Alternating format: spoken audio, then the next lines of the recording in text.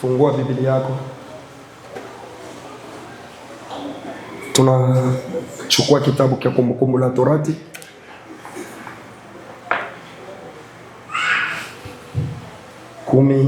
kumi na moja. Tunasoma 10 twende 17 yake. Andiko yetu ya msingi hapo.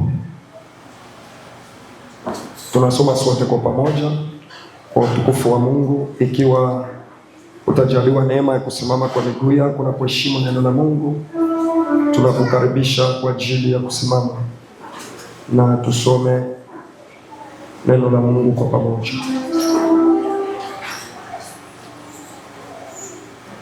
Kumbukumbu la Torati, Kumbukumbu la Torati, Kumbukumbu la Torati. Kama unapata twende baba. Yes. Yeah. Kwa maana Bwana Mungu wenu yeye ndiye Mungu wa miungu na Bwana wa mabwana, Mungu mkubwa mwenye kuogofya, asiyependelea nyuso za watu. Bwana akubali mwisho. Amen. Amen. Kwa majina naitwa Paul Kasemuka, ni mchungaji hapa na Mungu akubariki. Tunajifunza kuhusu maandiko matakatifu. Tunasikia mtumishi wa Mungu Musa akiongea katika kitabu cha Kumbukumbu la Torati, akianza kuwafundisha kizazi cha Israeli mambo makubwa kumuhusu Mungu. Akaanza kuambia kwamba Mungu ni Mungu wa miungu zote. Akawaambia ukubwa wa Mungu, akawaonyesha ukubwa wa Mungu. Ikiwa aliwaonyesha ukubwa wa Mungu kwa sababu Musa alijua na kutambua ya kwamba ikiwa kuna Mungu pia kuna miungu. Ikiwa kuna ukuu na uweza wa Mungu pia kuna ukuu na uweza wa shetani. So inawezekana haya mambo yawatishe baadaye. Inawezekana haya mambo ya kuja ya watoe katika msingi. Yanawezekana miungu ya dunia kuja watoe katika msingi. Lakini kitu nataka mkumbuke ya kwamba Mungu wa Israeli ni Mungu wa miungu zote. Wai aliwaambia hivyo. Utagundua ya kwamba wakati walipofika kwenye mlima wa Sinai, Mungu akamuita Musa kwenye juu ya mlima, akamwambia kwamba Musa kuja. Alipoenda kwenye mlima, akaenda kufanya siku 40 kwenye mlima, Mungu akaanza kumupatia amri 10. Wakati anaanza kumpatia amri 10, kwa sababu kwa akili na ufahamu ya wana wa Israeli walikuwa wanazoea miungu, kwa sababu ndani ya Misri mulikuwa miungu tofauti, mulikuwa miungu nyingi sana, ambaye walikuwa na hiyo uzoefu ya kuyatumikia yale miungu. Walikuwa na hiyo uzoefu ya kwenda mbele ya hayo miungu. Na utagundua kwamba wakati Musa alienda kwenye mlima, ilipofika siku 40, wana wa Israeli wakaanza kusema inawezekana Mungu anamuua Musa uko kwenye mlima. Sasa akawaambia hawa watumishi waliobakia kina Haruni, wakawaambia kwamba sisi tunayo dhahabu. Walitoa dhahabu ya kwenye masikio yao, walitoa mapete zao, wakampatia Musa, wakasema tuichome, tuyatengeneze Mungu, tuyatengeneze ndama ambaye itakuwa Mungu, miungu ambaye tutakuwa na shuhudia na tutaabudu, kwa sababu hatutabakia bila Mungu. Na Mungu wa Musa ambaye tulikuwa natumikia ni Mungu anaenda kumuua Musa kwenye mlima. So walikuwa na uzoefu ya kwenda mbele ya miungu. Na Musa akapata agizo mbele ya Mungu, akaanza kuambia wana wa Israeli, mkumbuke kwamba huyu Mungu wenu ni Mungu mwenye nguvu, ni Mungu mwenye uwezo, ni Mungu ambaye eko juu ya miungu yote, ni Mungu ambaye afananishi. Mnapaswa kumwelewa na kujua uweza wa huyu Mungu. Na ndio maana nataka nikwambia kwamba ikiwa kuna Mungu, unapaswa kuweka kwa akili yako pia kwamba kuna miungu. Ikiwa kuna uwezo wa Mungu, na ndio maana inatenganishwa, kwa sababu ingewezwa tu, ingeandikwa tu uwezo. Lakini kwa sababu kuna kwa uwezo wa Mungu, inamaanisha kwamba kuna mauwezo ambayo yanaweza kutishia, yanaweza kuogopesha, na yanaweza kukutoa katika mpango wa Mungu. Haleluya.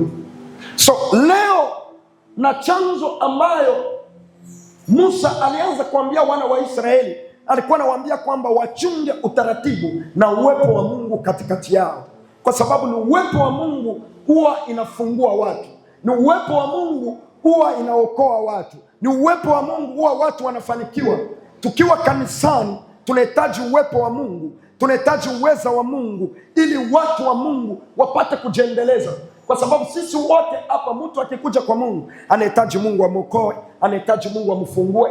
Katikati yetu tunaweza tukakaa hivi, lakini kila mtu ako na mahitaji yake, na kila mtu eko na shida ya level yake, na kila mtu ako na machozi ya level yake, na kila mtu anahitaji kuona Mungu akimwonekania kwa yale mahitaji yake. Haleluya! Na tunapokuwa kanisani, kila mtu wote kati yetu anatarajia kuona uwepo wa Mungu ukijimanifest. Kwa sababu gani? Katika nyumba ya Mungu ni mahali ambapo wakati mwingine tunaona uweza wa Mungu ukijitukuza, tunaona neema ya Mungu ikijitukuza.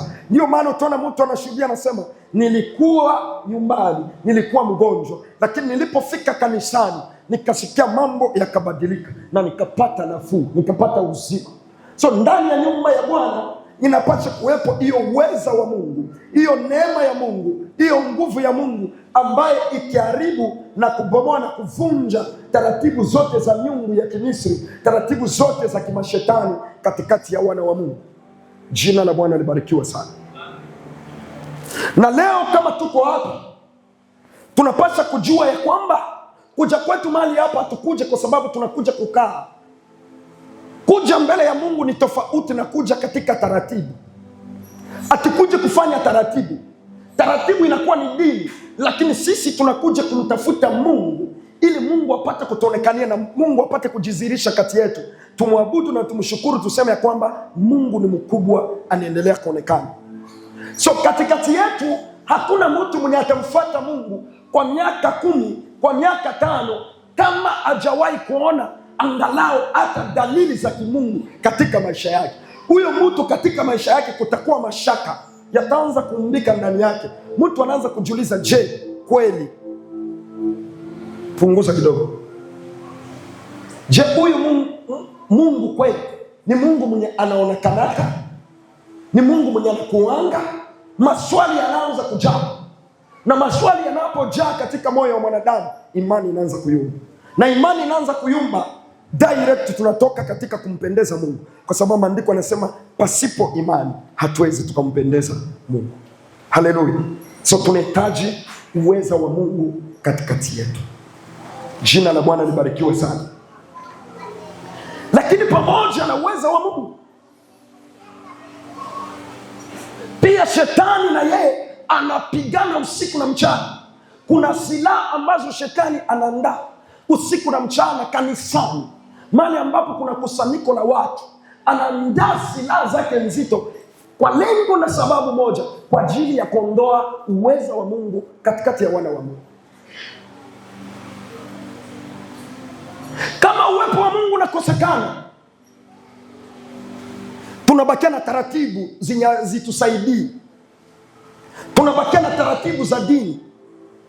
Tunajua tu kuna kuimba, tunajua tu kuna kuhubiri, tunajua tu kuna taratibu zenye zitafanyika kanisani, lakini ima taratibu zote zinaweza zikafanyika na uwepo wa Mungu hayupo. Jina la Bwana libarikiwe sana. Samueli wa kwanza 4:21, maandiko yanasema kwamba ilikuwa siku moja wakapiga Israeli kwa bahati mbaya na wakachukua sanduku la agano likatoweka katika mji wa Israeli. Kuna mtumishi mmoja alikuwa mkongwe sana. Maybe tungesoma hapo. Wapade elfeo kwa hapo. Samueli wa kwanza 4:21. Samueli wa kwanza 4:21. Yes. Akamwita mtoto Ikabodi. Akamwita mtoto Ikabodi. Akasema hivi, utukufu wa Mungu unaondoka katika Israeli. kwa sababu sanduku la Mungu limekuwa limetwaliwa, na kwa sababu ya mkwewe na mumewe. Amen. Amen. Sanduku la Mungu lilipotolewa katika mji wa Israeli, utukufu wa Mungu ukatoweka. Sanduku la Mungu lilipoibwa katika mji wa Israeli, utukufu wa Mungu umetoweka. So katikati ya kanisa, presence ya Mungu ama presence ya Mungu ni ya muhimu sana kuliko taratibu ambayo tunazozifanya. Uwepo wa Mungu ni wa thamani sana kuliko taratibu ambazo tunazozifanya za kuhubiri, za kuimba na za kufanya mambo mengine yoyote tunayojua. So taratibu ya Mungu ni ya muhimu sana kwetu. Uwepo wa Mungu ni wa muhimu sana katika maisha yetu. Nimesikika huko nyuma. Tafadhali washemasi, watoto hao watulie kidogo kwa sababu ya mic. Mafuta imepanda kidogo, wanilita mafuta inakuwa 250. Hiyo ni mambo ya mafuta. Naamini ya kwamba Mungu atatusaidia. So uwepo wa Mungu ulipoibiwa katika Israeli, uwepo wa Mungu ulipotoweka, uwepo wa Mungu ulipoenda, Israeli inabakia Ikabodi, ambaye wakazaa mtoto wakamwita Ikabodi, mtoto ambaye ana utukufu.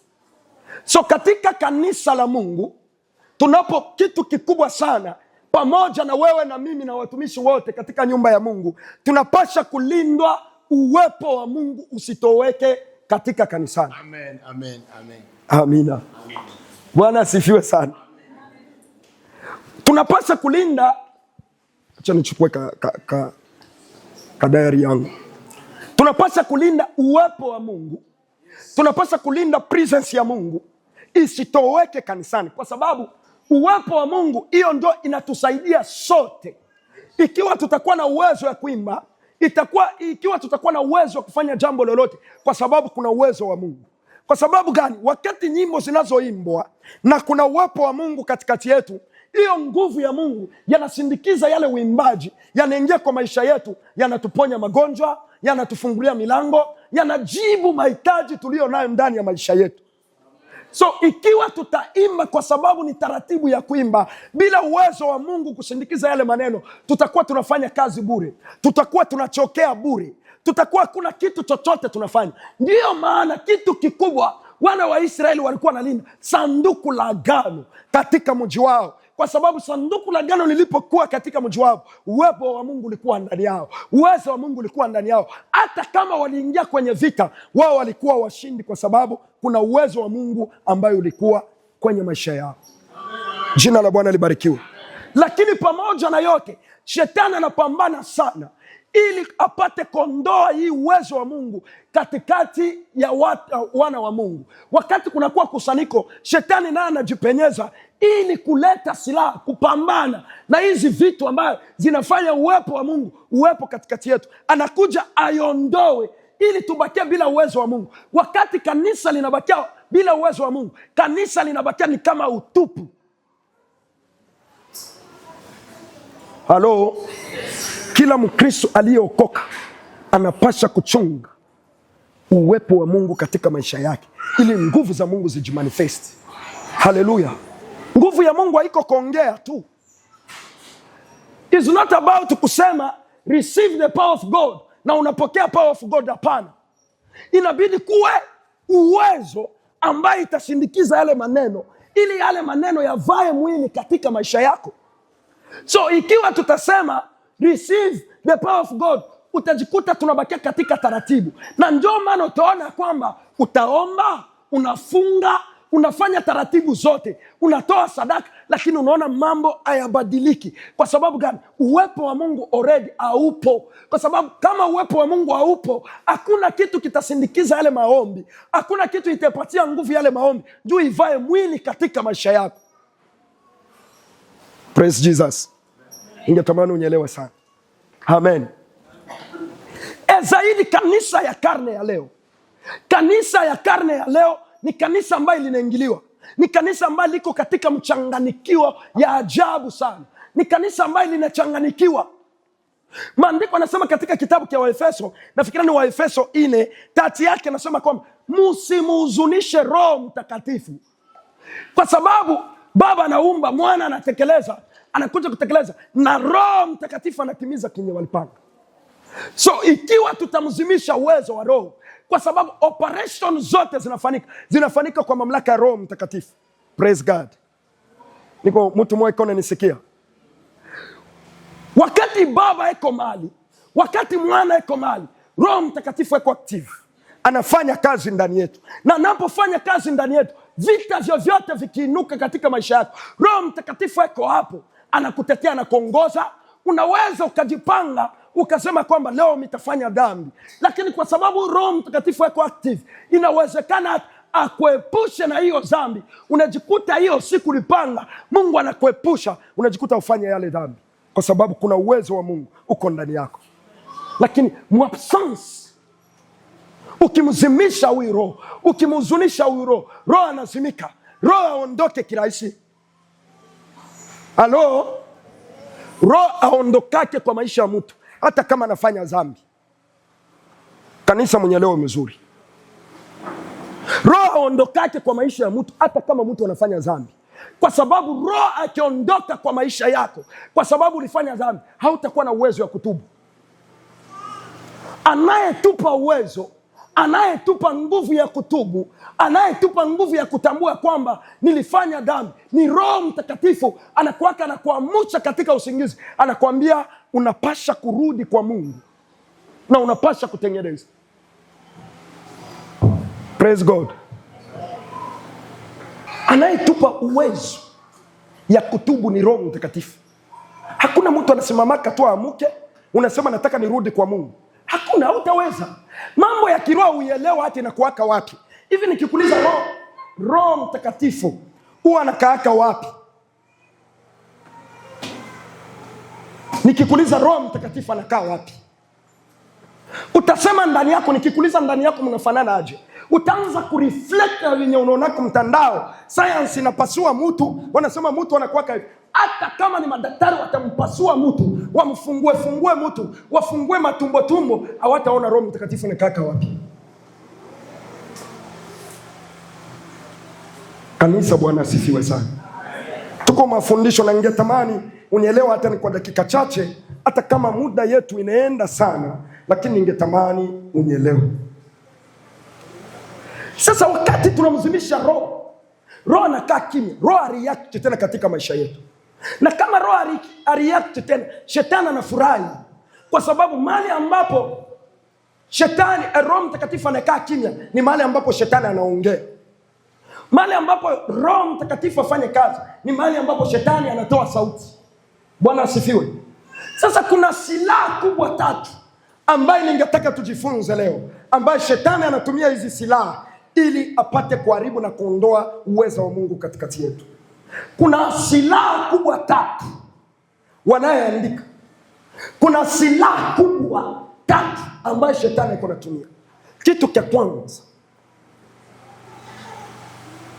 silaha ya kwanza ambayo shetani anayetumia kuharibu ni utaratibu. Sema utaratibu. Mwambie jirani yako utaratibu. Shetani anatumia makombora kuvunja hizi vitu. Shetani anatumia makombora kuharibu hizi vitu. Ningetaka mtu mmoja anyelewe vizuri kwa umakini. Kitu cha kwanza ni utaratibu. Kitu cha pili ni heshima. Na kitu cha 3 ni utii. Ni mambo haya 3. Ya kwanza utaratibu, ya pili heshima, ya 3 utiifu. Haya mambo 3 ni ya muhimu sana ili kuchunga uhusiano wa Roho Mtakatifu. Roho Mtakatifu ni mtu ambaye eko na taratibu za ajabu. Ni mtu ambaye apende disorder, apende mtu asiyekuwa na taratibu, apende maisha ambaye iko disorganized, apende maisha ambaye ya kubahatisha. Roho Mtakatifu ana utaratibu. Ukitaka kumaintain Roho Mtakatifu, fanya maisha yako iwe na taratibu. Mtu ambaye maisha yake haina na taratibu, ni ngumu sana build relationship yenye iko strong na Roho Mtakatifu. Kama hujajua kujizuia wakati wa kuongea, wakati gani tasema, wakati gani talala, wakati gani tasoma neno, wakati gani tafanya hatua, haujakuwa na hiyo taratibu kwanza kwa maisha yako, ujua kusema uhusiano ya wewe na Roho Mtakatifu ni mchache. Hata kama utafunga, Mungu aogope mafungu, lakini mafungu inapofanyika mahali ambapo pana taratibu, uwepo wa Mungu unasikika. Haleluya. Kanisa, Bwana asifiwe. Kanisani kama hakuna utaratibu, leo tutachambua. Kama hakuna utaratibu, tukivunja utaratibu kanisani, Roho wa Mungu anatoweka. Roho wa Mungu anaenda. Mutaimba, mutaomba, tutafanya chochote tufanyane, Roho wa Mungu atakuwa pamoja nasi. Na Roho wa Mungu kama iko pamoja nasi, nguvu za Mungu, uwezo wa Mungu ni ngumu kujimanifest. That's why uliona kwamba kulikuwa utofauti wakati reveil, wakati wa kitambo, wakati kanisa zinaanza na leo. Wakati kanisa zinaanza kulikuwa utaratibu, lakini leo hakuna utaratibu. Na utaratibu yanaenda wapi?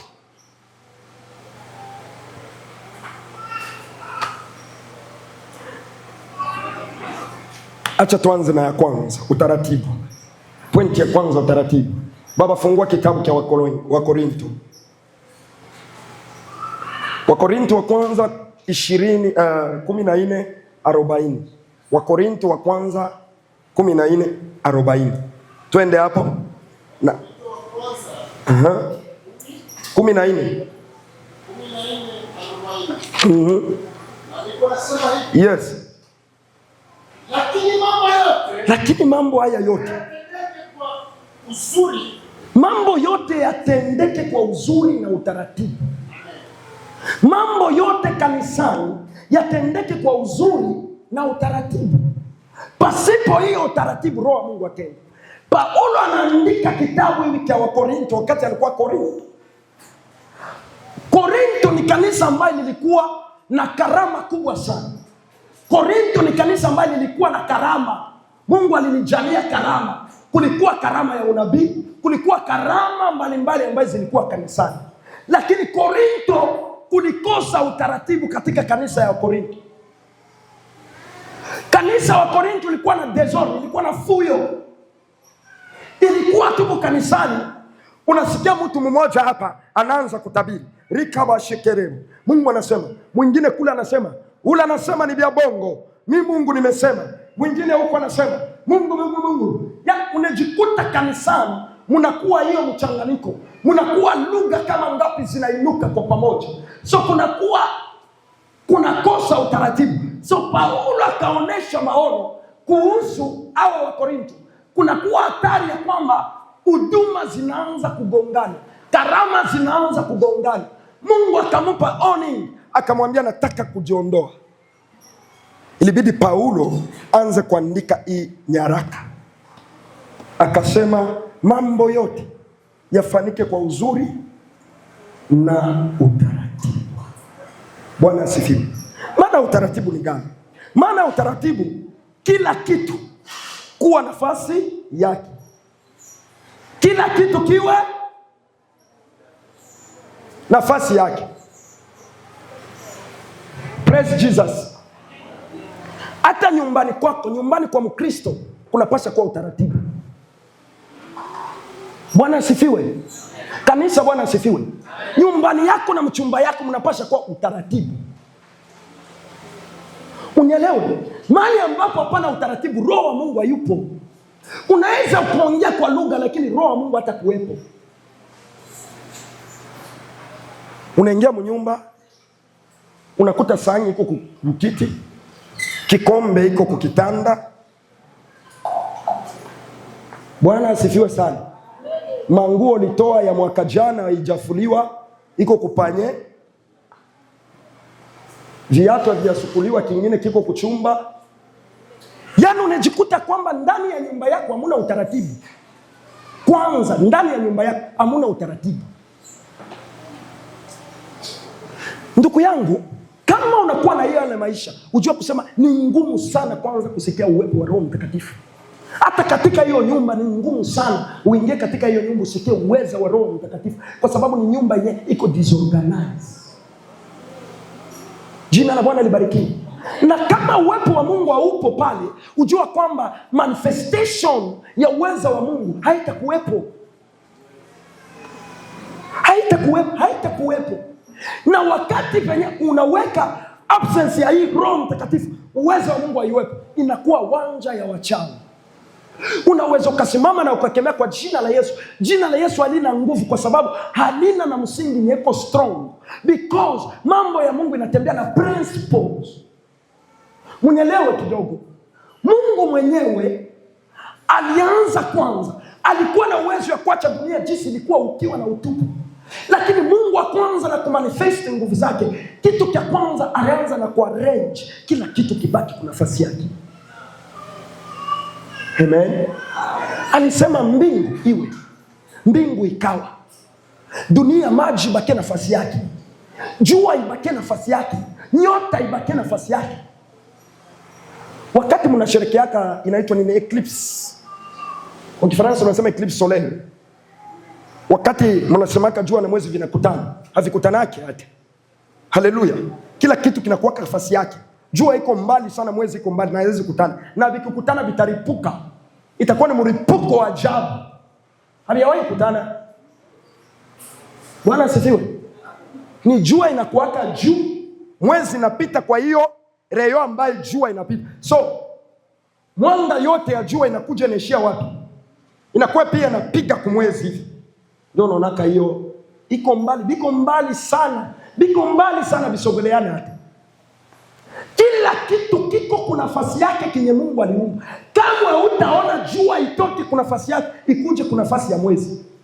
Kama utaona nyota itoki kuna nafasi yake, ikuje kuna nafasi mawingu na nizuia misanga. Kila kitu kiko nafasi yake na kwa wakati unaofaa.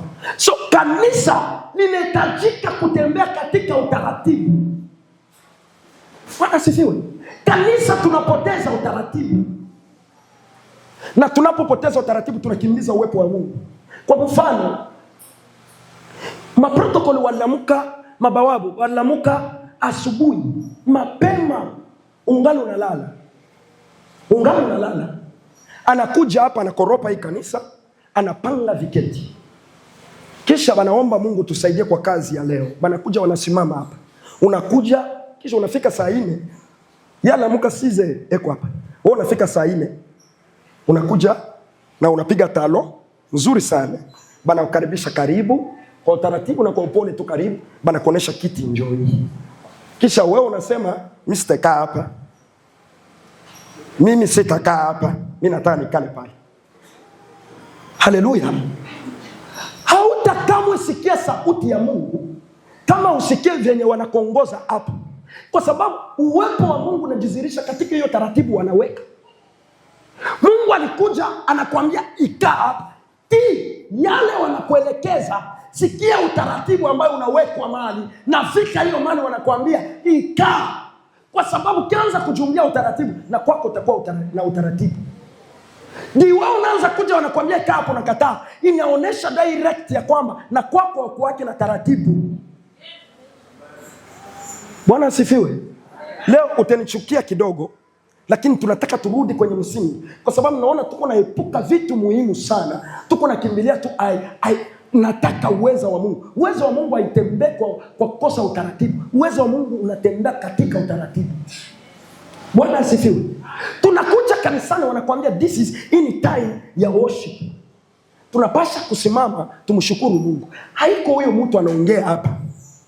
Unaona hii maneno niko naongea hapa. Nikimaliza kuongea, nikitulia hapo kuja unifuate, uniambie binyi ulikuwa naongea, tashindwa kuambia exactly.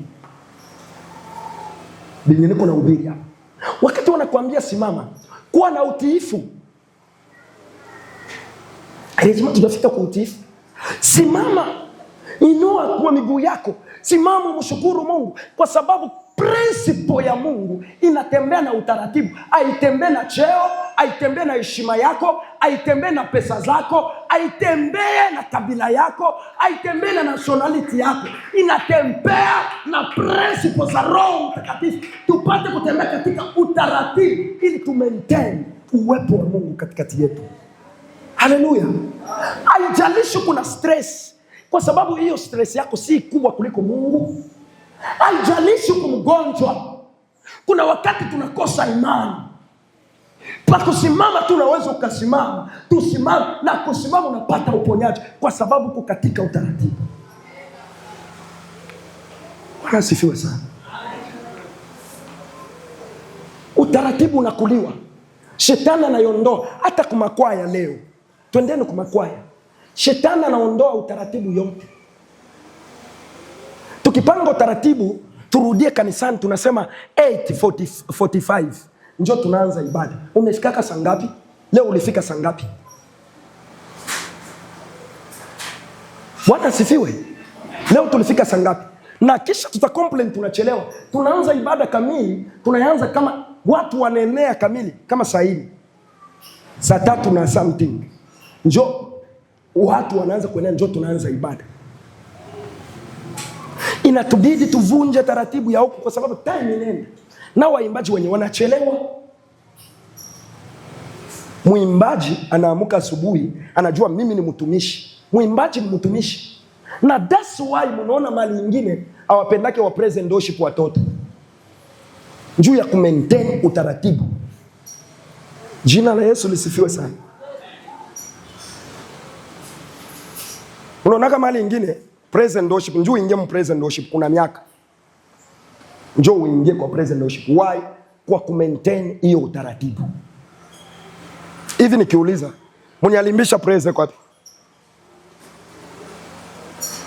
Mwenye alimbisha praise akuja hapa.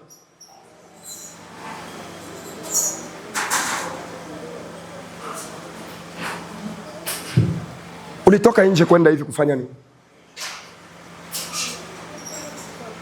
Amen. Ika. Jina la Bwana libarikiwe sana kanisa. So we miss something. Tunapoteza vitu, tunakosa vitu muhimu kwa kutokuwa na taratibu. Wakati unatoka nyumbani mwako, panga katika kichwa chako, ujiwekee utaratibu ya kwamba naenda nyumbani kwa Mungu, naenda kuabudu Mungu. Na unapofika katika nyumba ya Mungu, umwabudu Mungu katika utaratibu. Sio tu rafiki anakupigia simu na huko kanisa, rafiki anakupigia simu yenye haina maana, uko wapi? Ushakimbia raka nje. Halo, niko kanisani. Hauheshimu hata uwepo wa Mungu katika maisha yako. Tunapokuja kanisani hatuikale kama nyumbani. Kanisani tuko mbele ya mfalme wa wafalme, mbele ya baba wa mababa bote. Kuna jinsi naweza kukaa kanisani na kuna jinsi naweza kukaa nyumbani, kwa sababu niko katika uwepo wa Mungu. Bwana sifiwe. Hapana unafika kanisani, haleluya, amen, yani huku na muabudu Mungu katika desordre. Huko mtu mwenye aujielewa hata uko wapi. Na kama hujajielewa, unataka Roho Mtakatifu akuelewe. Praise the Lord. Kanisa linapaswa kuwa na utaratibu. Ikiwa utakuwa nabii, utakuwa mwanakwaya, wanakuambia tufike kwa mazoezi saa 10. Wewe unajitokeza saa ngapi? Saa 11:30, mkono mumfuko, earphone kubwa hapa. Ni kama uko naenda kubasu, kuna safiri, unafika kuliko hata uikae ushachelewa, ukae basi utulia hata mazoezi. Unazunguka kwanza kanisa, mchungaji B anaangalia kwanza, njoo arudi kwa mazoezi. Kisha mnataka tuimbe, utukufu wa Mungu utatoka wapi? Uwepo wa Mungu utatoka wapi? Wanani wanaharibu uwepo wa Mungu na taratibu? Ni sisi wenyewe tunavunja taratibu ya kumaintain uwezo wa Roho Mtakatifu kufanya kazi katika maisha yetu. Kanisa linapaswa kurudi kwenye mfumo wa kanisa. Weneze tulikuwa na baba Shemasa hapo alitufunza kuhusu gisi tulikuwa na somo inasema teknolojia na Ukristo. Gisi ya kutumia simu. Tunatumia simu vibaya. Uko kanisani, uko kwenye mtandao, uko kwenye Facebook, uko kwenye WhatsApp na unajua kwamba niko kanisani. Kizazi potovu. Yaani kuomba kwenu utajiconcentrate. Na kuomba uko disorganized. Ukiingia hata mwakili yako ukifunga macho katika jina la Yesu, mawazo yako msimu, mawazo yako mfuko, mawazo yako kakumatri, unajikuta kwamba mtu yuko hapa haiko hapa. Sasa unataka Roho Mtakatifu ajizirishe aje. Nguvu gani ya Mungu nataka u experience? Si Mungu atusaidie sana. Kwa sababu ya time tuluke kwa pointi ya pili. Na kama nitakukwaza, utanisamehe. Kila mtu tunasema kwamba maana ya utaratibu, kila kitu kuna nafasi yake. Ongozi wote inapasha kuwa nafasi yake. Bwana asifiwe. Sisi sote hata kama tuko naongoza, hata kama tuko wazee, kila kitu kinapasha kuwa kuna nafasi yake. Ujua kusema kwamba kuna kiongozi wa kwaya hakuwekwa bure. Inabidi ujue kwamba huyu mtu fasi yake ni kiongozi wa kwaya. Mimi fasi yangu ni hapa na mimi fasi yangu ni hapa. Kila mtu akifika kanisani ajue nafasi yake ni gani.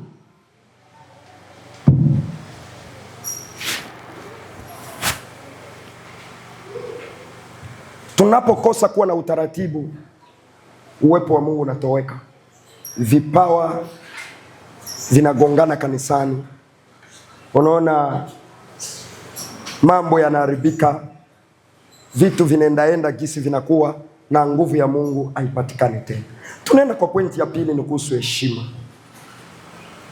Heshima ni jambo ya muhimu sana.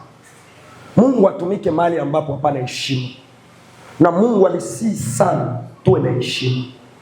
Haleluya. Bwana asifiwe. Maana ya heshima kuna maana tatu hapa. Kutambua thamani ya mtu, ya kwanza. Kusamini wito wa mtu. Kuweka mtu katika fasi ama fasi anayostahili.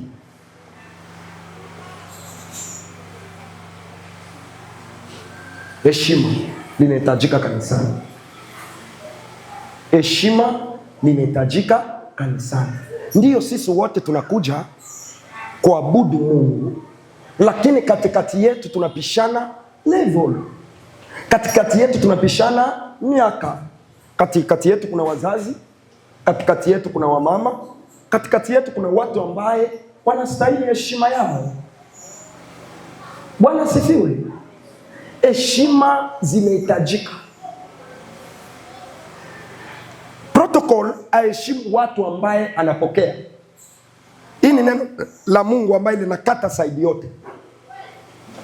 Mimi ambaye ni mchungaji na ninapasha ni kuheshimu. Si kwa sababu niko mchungaji nafika tu hapa, simama we, unajifanya. Utajisikia aje? So ni kwa sababu niko mchungaji inabidi nikuje nikudharau? Hapana. Kwa sababu niko mwinjilisti inabidi nidharau memba wangu? Hapana.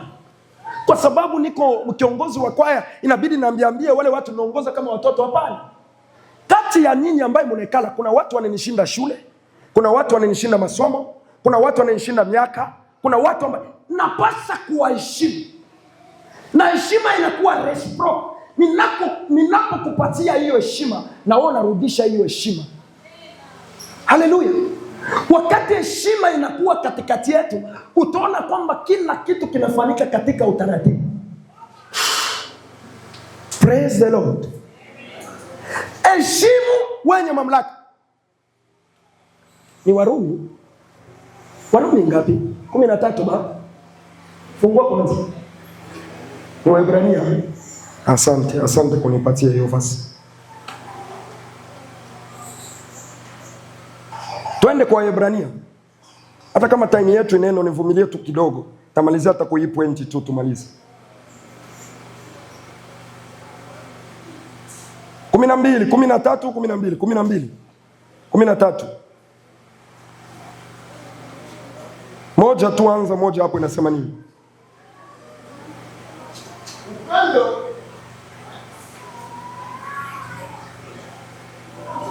Ni Warumi 13:1.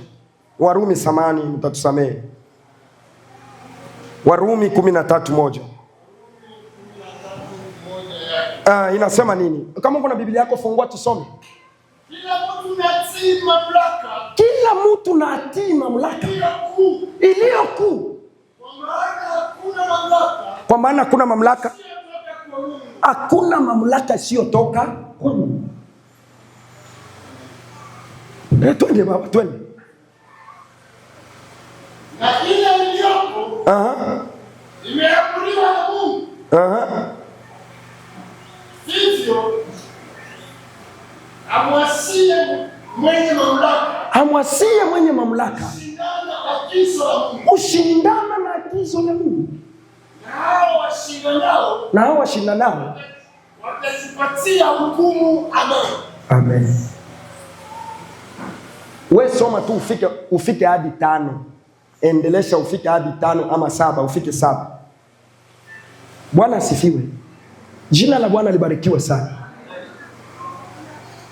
Katika ngazi za kanisa kuna authority za kanisa ambayo sisi tuliteuliwa, si kusema tulikuwa the best, hapana. Tuliteuliwa kwa ajili ya kulinda utaratibu kanisani, kwenye madhabahu, kazi ya Mungu ionekane na ifanyike katika utaratibu. Ndio jinsi tuliteuliwa. Kuna watu wanakosa heshima mpaka wanafika mkiwango ya kusema kwamba sisi wote ni sawa. Sisi wote tuliitwa. Sisi wote tuko na Roho Mtakatifu. Acha leo nikwambie kitu. Leo nataka nikwambie hivi. Hata kama sisi wote tuliokoka, lakini sisi wote hatuko sawa. Amen. Sisi sote hatuko sawa na tulingani. Kama ilikuwa sisi wote tuko sawa, Mungu angeleta ngazi ya hudumu. Sisi wote, ndio Petro anatuambia kwamba sisi wote ni kizazi cha kikuhani. Ndio sisi wote tunaweza ingia mahali patakatifu kwa patakatifu. Sisi wote tunaweza ingia mahali patakatifu kwa patakatifu. Sisi wote ni kizazi cha kikuhani, lakini sisi wote hatuko sawa kwa sababu mwito zinapishana. Mwito zinapishana na mzigo tunayoibeba inapishana. Amen. Na ndio maana unapaswa kumheshimu bawabu. Huyo protocol anakupokea, umpatie heshima wakati anakukaribisha katika nyumba. Umpatie heshima kwa sababu eko katika ofisi yake, na uheshimu hiyo ofisi. Hata kama wewe ni mkubwa na mshinda miaka, umheshimu kwanza. Mahali anakuweka timu, mahali anakuweka. Leo tunapoteza utaratibu kwa sababu ya kukosa heshima kanisani. Jina la Bwana libarikiwe. Wacha nijipatie mfano, njoo mtu asikasiriki. Inawezekana nikuwe mtoto kwako, lakini walipoanza kuambia mchungaji, Mungu hakukosea kunitafuta mimi. Bwana asifiwe. Hata kama unaweza kusema interpret, lakini Mungu alitafuta, aliona Mwebeneza mko wa baba, mko wa mama, mko watu wa miaka 50, mko watu wa miaka 60, mko watu wa miaka 40. Lakini Mungu hajawahi kukosea. Alizunguka na kuona kwamba acha tumweke Paul ambaye ni mtoto kwa wote. So inawezekana kuna sababu na kusudi fulani ambaye Mungu alinichagua na kuniweka hapa kwa wakati fulani. So ikiwa utazarau Mungu ambaye aliniweka hapa na ukose kunidevari hiyo heshima kama mchungaji wako, hakuna baraka utapata. Inaweza kuumiza, lakini nataka nikwambie ukweli. Haleluya. Sisi wakati tulikuwa tunaokoka, wakati tulikuwa tuko naingia kanisani, kutaja mchungaji ilikuwa ngumu. Wamama waliokoka kitambo, kweli ulifika nyumbani kweli mnaanza kumsengenya mchungaji? Hii ni kizazi cha bajenzi njoo kinakuwa. Haleluya. Watu wanekalia watumishi kubomba. Kwao wanaweka na soda kumeza na kandazi ka 10, wanaanza kuchambua mtumishi moja moja. Ule ana Mungu atoke kule. Ule yuko hivi atoke kule. Wakati unayeshindana na yeye au shindane na yeye, wakati unaposhindana unashindana na Mungu aliyemweka hapo. Kwa sababu wakati alimweka akakuweka, maybe alikuona wewe uko pale, lakini alikuacha akabeba huyu akamweka kiongozi. Na ndio maana mtii wenye mamlaka, kwa sababu hao ni makusudi ya Mungu. Haleluya. Na mwache nimeambia, ikiwa utakuwa hapa na unampinga Paul Kasemuka, hakuna baraka unapata, unapoteza muda. Ni bora ungekaa nyumbani. Ikiwa utakuwa hapa upinge wazee ambao wanakuongoza, hata unisikie mzuri. Unisikie mzuri. Adhabu ya president akifanya kosa na adhabu ya citizen ni nani tena citizen? Mwananchi ambaye wakifanya kosa, si ni kosa moja. President a détourné 10,000 shillings. Kwanza yakiiba 10,000, yeye hawataandika kwamba president alifanya nini? Aliiba. Unanyelewa? Bwana asifiwe. Hawataandika kwamba alifanya nini? Aliiba. Watasema alifanya nini? Alidetourne. Unaona lugha gisi inabadilikaka. Wizi ni moja lakini inakuwa na majina. Lakini wao kiiba 10,000 watakufunga hata miaka 10 mprison.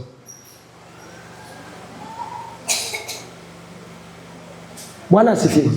So mwenye alimuita umwache amalizane na yeye. Kama atafanya kosa umwache amalizane na mwenye alimuita. Kitu kiliwapo tu, Mungu alituita sisi tuwaombee viongozi wetu.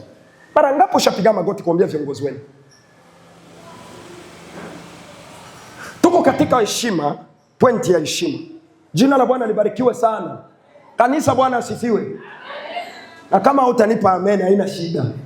Lakini acha tu nikwambie ukweli. Kwa sababu hizi ndio vitu zinafanya uwepo wa Mungu unatoweka. Kizazi kinakuwa kizazi kinakieleweke. Kanisani hatukuje gisi unajisikia kujikamata, gisi unajisikia kujikomporte. Hapana. Alo? Gisi unajisikia kujikamata. Kunapaswa kuwa heshima fulani ya kuelewa kwamba hii ofisi inaongea, hii inaongea. Mzee wa mwinjilisi, tuanze shemasi. Shemasi, mwinjilisi, mzee wa kanisa, mchungaji, tunaenda kuimba ofisi. Ndio kuna kwa department. Kisha mwinjilisi anasimama na mzee wa kanisa, utaniambia nini? Kwani wewe njoo na Mungu mumfuku? Mungu anapishana. Mungu niliye naye na Mungu uliye naye ni tofauti. Nataka nikwambie leo, Mungu ni moja tulimwamini, lakini dimension ya Mungu ndani yetu inapishana. Alo? Tunapishana, tuko the same. Wakati niliingizwa maofisi fulani, nilipewa neema na kibali ya mwenye ofisi. Inawezekana kuna mambo yenye mimi navumilia, baki kupatia wewe hautaweza kuivumilia. Kwa sababu nimeingiza kwa hiyo ofisi. Kuna mambo yenye mzee wa kanisa anapitia ni tofauti na wewe akikupa nayo utayaribu. Jina la Bwana libarikiwe sana. Tunapaswa kurudi katika msingi. Tunapaswa kurudi katika msingi wa heshima na taratibu. Hao wazee wanapitia vitu vingi. Kuna mzee wangu haiko hapa, mzee Sadiki jana. Alisema tuliombea maombi ya mafamilia hapa, usiku alipigwa vita. Si tulikuwa hapa Saturday jana? Si aliongea hivi? Maombi ya mafamilia. Imagine nabeba mzigo ya kanisa yote, familia yote ya Ebenezer. Hao wazee wanabeba mzigo yote. Tunaivaa. Sasa ni vita ngapi vya kiroho ambayo tunapitana nazo? Kama utanipa pesa, si uniheshimu hata. Mimi nakupatia heshima. Nikikuona na kuita mama jambo, papa jambo, kwa moyo ulio safi na mweupe. Lakini wewe ukipiga tu mgongo, unawaza tu nichome kisu nikufa. Kisha ukikuja kanisani, unaona mtu anapiga magoti anaomba akilia. Uwepo wa Mungu hayuko ndani yako kwa sababu uko mtu mwenye hauna heshima ndani yako. Korani na Biraam na Dathan, wao walikuwa na hii kauli. Walimwambia Musa, kwani wewe njoo kuna Mungu peke yako? Haikuanza leo. Kwani wewe njoo unaombaka peke yako? Kwani wewe unataka tuambia nini? Wewe njoo kuna Mungu peke yako. Mungu alifungua udongo ukawameza kwa sababu ya roho ya uasi ndani yao. Ujua kwamba roho ya uasi wanapoingia kanisani wanakwambia kitu na utekeleze kanisani, unaingia roho ya uasi. Kwa mfano, macha nimpe mfano. Hauko mgonjwa, uko sawa, miguu yako iko na nguvu, tusimame. Nimechoka yangu bwana. Watu wanasimama, unakaa. Usifikiria kusema unapinga mwenye anakuambia. Ndani yako mnakuwa roho ya uasi ambaye inasimama. Na hiyo roho ya uasi never hautapata baraka. Utatoka hapa jinsi uliingia. Na utabana wachawi, utatembea kwa machumba maombi. Ndio maana unaona tutamaliza machumba za maombi zote. Mungu haiko ndani ya chumba cha maombi.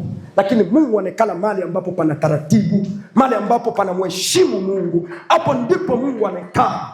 Sikia, ikiwa utamheshimisha Mungu, kwa sababu Mungu ni sisi tunambeba. Watu wanamwona Mungu kutupitia sisi. Mungu atashuka duniani, umeone huyu njoo Mungu. Mungu anatoka kutupitia sisi. Wanakuambia mfano nyingine. Kanisa inakaa inaomba, Mungu inapanga maombi ya siku 3. Banakuambia ingia maombi. Kisha unasema kuna waombaji hapa. Nimeongea vitu vyenye Mungu alisema. Siongea vyangu. Mtu anasema mimi sitafunga. Mimi nitafunga siku yangu bwana. Sikia, jiwe unapinga hiyo kwa sababu unaenda kwa siku zako, unatokea muasi. Unless uko na resources zenye ziko valable. Wewe mwambie Mungu, Baba unisamehe. Tuko mprogram hivi. Lakini mimi kwa ajili ya 1 2 3 afya yangu hainiruhusu kwa hiyo wakati kufanya hivi. Ama njuu ya kitu fulani, Mungu nisamehe, uniruhusu Baba. Hii siku tapata nafasi, compensate, tarudisha hii masiku ambayo ya mafungo. Unekaa katika utaratibu na utiifu. Usifanye kanisa inaenda na programu hivi na wao inaenda na programu hivi. Utapishana na Mungu. Na ndio maana utaona watu wanaomba, wanafunga, atwende mu dimension zingine.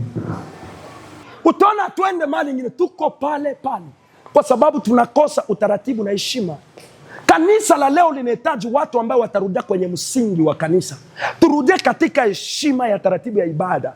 Tufike nyumbani mwa Bwana, tukue na heshima nyumbani mwa Bwana. Ujua kusema hapa ni nyumbani mwa Bwana. Hapana, unaingia nyumba ya Bwana, uko na biscuit, unafungua biscuit. Maisha yako haina hata taratibu. Unaingia na biscuit mnyumba ya Bwana, unafungua biscuit cheka nini? Ball gum. Unakaa na watu. Banduku, ujisikia hata jene peke yako kuliko kwanza ukosesha hata amani mwenyeonekana naye. Bwana asifiwe sana. Mabazoka papa nini unakaa gisi unataka, unaangalia huku kuongea mkanisa njoo vile nini njoo vile. Yani mtu hana taratibu, anajikamata mbele ya Mungu, hana hata chembe ya taratibu. Unataka Mungu afanye nini? Unajikamataje mbele ya Mungu? Unamchukuaje Mungu naye beba ndani yako? Unamupe heshima na uzito gani? Unapoingia kanisani unajikamata aje kanisani? Mungu atusamehe sana. Turudi kwenye msingi. Haleluya. Turudi kwenye msingi ya kanisa. Leo acha tuishie hapa. Sijamaliza. Ninabaki na somo moja. Inyeko na bia mingi sana. Utiifu. Inamisha kichwa chako. Umwambie Mungu nisaidie. Kataa roho ya uasi ndani yako. Kataa roho ya vipingamizi ndani yako. Kataa hiyo roho. Uingie katika relationship nyeko strong na Roho Mtakatifu, ili upate ku experience presence ya Mungu katika maisha yako. Umwambie Mungu nisamehe kwa sababu nilijikamata bila utaratibu mbele yako, katika jina la Yesu. Karibu kwa maombi. Baba, asante Mungu mwenye nguvu zote. Tunapinga roho ya uasi katika kanisa lako. Tumepinga na kukemea Bwana kila taratibu zote za kimapepo na mashetani zinazovamia kanisa lako, ili kondoa uwepo wa Mungu katikati yetu. Baba, tunahitaji tuwe watu wenye utaratibu katika nyumba yako. Tunahitaji tuwe na heshima katika neno lako na katika jina lako Baba. Na tunahitaji Jehova tuheshimu mamlaka uliyotupea. Asante Yesu Kristo, kwa maana utabaki kuwa Mungu wetu. Neema yako itatuangazia na kutuwezesha katika jina la Yesu Kristo, Bwana na Mwokozi wetu. Patia Bwana makofi mazuri na Mungu akubariki. Amen.